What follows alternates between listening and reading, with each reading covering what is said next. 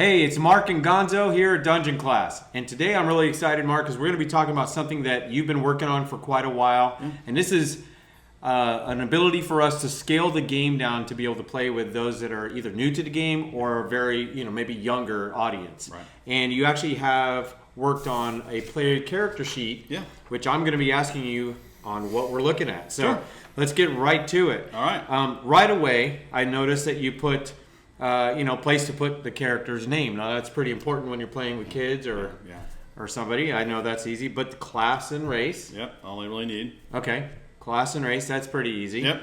And then you have a shield here signifying for armor. Yeah, so I wanted a way, obviously, the way I designed this is that a kid can immediately relate to what it is. So they may not know what armor means, but they kind of know what a shield is. So I think they can relate that pretty quickly. So I had icons that kind of really tell it what it is. So you're going to have all different levels of reading. You could do this with like 5-year-olds. And depending on the reading level. You have. I have. and that girl could read okay.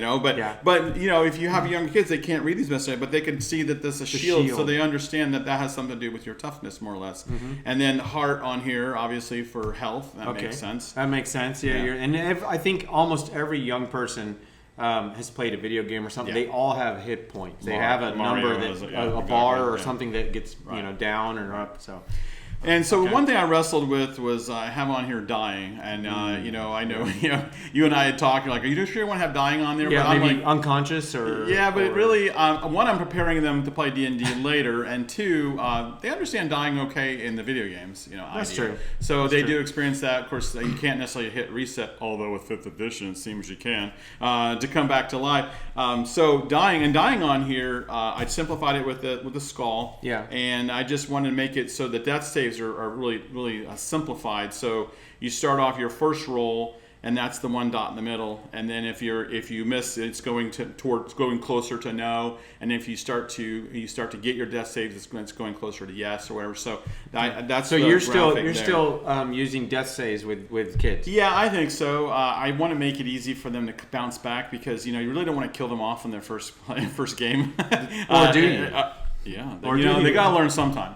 But honestly, I think that's probably a nice way. And again, it prepares them for. I didn't want to take away too much from the game because this is you are trying to teach. Yeah, and down the road, they're going to hopefully continue playing, and they're going to recognize death saves because they've had them before. So that'll be something they've had before.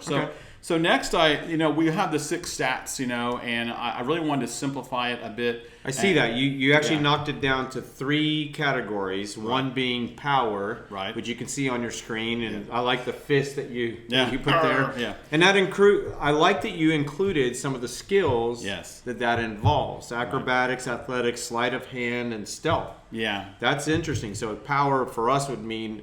Advanced players would be like, okay, well, that's your dexterity, your strength. I merged those together in one number, and then all those other abilities, I want them to know that they all relate to that. And again, to get them, if I didn't have them on there, they wouldn't know what that was later on down the road. But also, you could still have them roll for, hey, do an athletics roll. And what they'll do is just use the modifier for their power. And that simplifies that. So all of those things will use that one number there. So trying to keep it simple. And you're still doing the 3d6 or the 18 being the highest they could have? Yes, I would do that. Yeah. I mean, they can handle that number. Which we'll do separate video on actual rule sets for playing with younger people. But as far as a character sheet, this is the video for that. Right. And then smarts. Now, this is not something I have a lot of, but I see there's a lot of categories within smarts. So I combined intelligence and wisdom in one number, and again, it was simplification. That obviously had a lot of different abilities in there.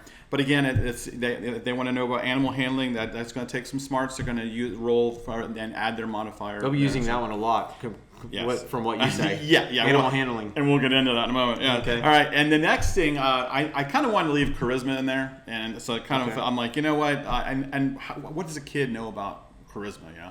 Well, maybe it's a number of how awesome you are. So that's why I have the awesome score. So they know how awesome you are. So that would be all those things down at the bottom there. Deception, all those all relate to that. So again, I wanted to kind of keep it true to the original, not take away too much, but take away enough so it's easily understandable for a little kid, and they can pick it up pretty quickly. And they put this on their character sheet, no worries. Cool. Now, on the back, important, they're going to want to know, they're going to want to draw because kids like to draw. Yeah. What their character looks like, so especially if like a Dragonborn or Tabaxi or something, that'd be really cool for them to draw. Yeah. They Or really they enjoy may that. want to print out a picture and cut it out. They put can it do there. that. They Something absolutely cool. can do that. Something they to see inspire something, them. Absolutely. Yeah. So it has a nice, good space for that. And as far as their equipment and stuff goes, I felt like, equipment's a big word. So their stuff, so there's a place to record their stuff, depending on how well they can read and all. I mean, maybe they draw little pictures of their stuff, like a sword and some rope or you whatever. Can provide stickers or okay. Stickers is a great idea. Yeah, that's a great idea. Cool. And then the next sheet here. Yeah, so you got your spells. Okay. Your spells out here, and that obviously, if they're going to be a spellcaster or have any kind of scrolls or anything, they put that there.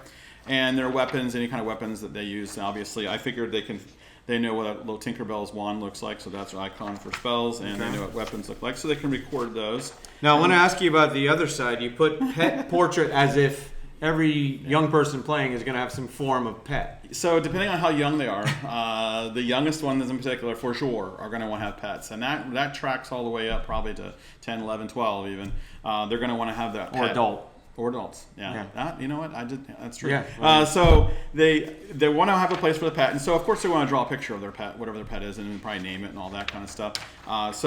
So let me ask you. So we've talked about this in other videos, but Yeah. kids often want to tame a lot of things they come across versus fight. Yep. So this could mean their pet ends up being a beholder or a blue dragon or something like that. Well, and think about how cool it'd be. Yeah, it could if be. they roll animal handling over and over and over until That's right. until they tame it. You can do it. You're going to need a 30 to but I imagine how cool it'd be to draw an owlbear. And what I think would be really cool is that they had no idea what an owlbear looks like. So their idea, using their imagination to draw what they think an owlbear would be like, I think that'd be a cool little exercise. Yeah, and of course, they're going to run into some people they run across. They're going to have allies and people, quest givers and all. I think a place to list their friends, because kids, they like their friends, so a place to put. No place for their enemies. No, there's no spot for their enemies. There's no room for. They kill those. So anyway, this is a simplified idea, and we're going to have it available down in the description, link below. It's free to download. We just wanted to give something back to our fans. It's viewers. Our quick. I say quick. I know you worked on this a lot. Yeah. It's just a quick example of what you can do. And we say playing with kids or youth. But this can also be just for a quick game with people who've never played before. And if you just don't want to break out the big regular character sheet and try to explain every little thing, you could make your own version of something similar, or just use something, just download this and use this. And be like, come up with these 3 numbers. That's going to help you on your roll. Roll D20 for almost everything, and here we go. And anybody can quickly jump right into this game. So I like this, and then it's an option to scale the game to make it quicker to jump into, or for a younger audience. Because Wizards hadn't done that, so we're going to do it for them. We're going to do it for them. That's what we're here for at Dungeon Class. And you know what? It's a great idea, Mark. I appreciate the work you put into it, and feel free to download it and share this with your friends. Let us know some other things that you may put in your character sheet. And with that, class dismissed.